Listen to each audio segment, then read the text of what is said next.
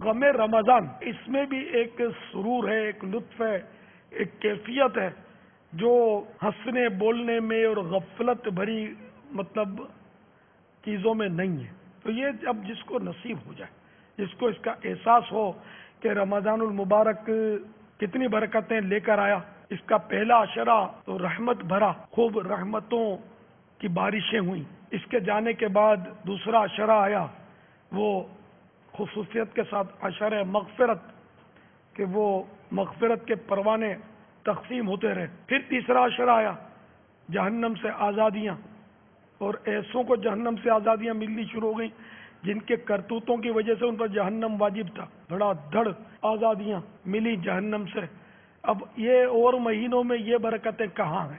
اور روزانہ 10-10 لاکھ ہے نا غروب آفتاب کے وقت آزاد ہوں جہنم سے، اور جمعے کی ہر ساعت میں 6-6 لاکھ آزاد ہوں جہنم سے، اور رمضان شریف کی آخری رات سارے مہینے میں جتنے آزاد ہوئے تھے اتنے آزاد کیے جائیں جہنم سے۔ اب ایسی برکتیں کسی اور مہینے میں کہاں؟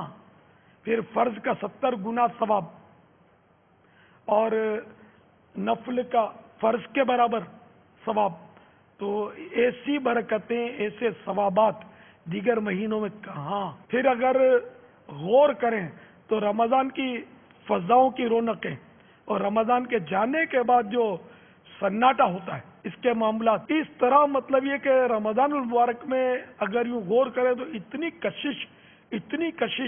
کشش ہے جو اور کسی مہینے میں نہیں ہے۔ تو اس کے جانے کا یعنی کہ غم، صدمہ تو ہر قدردان کو ہونا چاہیے۔ ہم نے رمضان المبارک کو افسوس غفلت میں گزارا، لیکن ہمیں اس کا احساس تک نہیں ہے کہ ہم نے رمضان سارا غفلت میں گزار دیا، لیکن اس کا کوئی غم نہیں، کوئی صدمہ نہیں۔ تو کیسی کہ ہماری کہ خشک طبیعت ہے۔ اللہ کرے کہ ہم رمضان کے قدردان بن جائیں۔ اللہ تعالی ہم سب کو غم رمضان نصیب فرمائے۔